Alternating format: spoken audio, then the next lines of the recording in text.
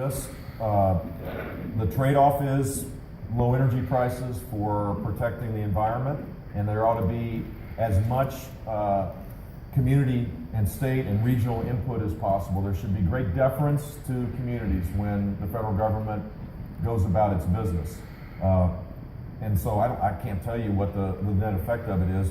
As president, I would urge all of these regulatory agencies, these independent agencies where the president makes the appointments, but then they're independent, to do their jobs faster and more, not in a deliberative fashion, but eliminate the uncertainty. Allow for as much input as possible over the shortest period of time. Pull the trigger and move on.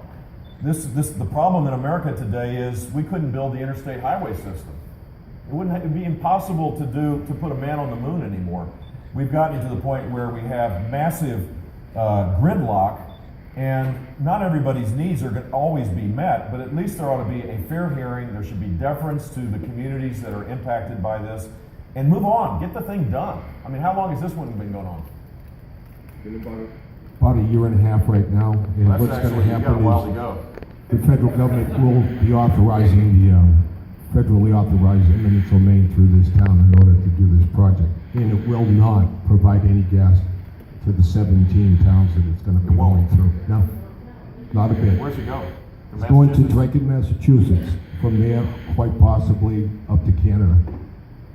Some of it may be used here, but none of the gas-powered electric plants have signed on to buy any of this gas.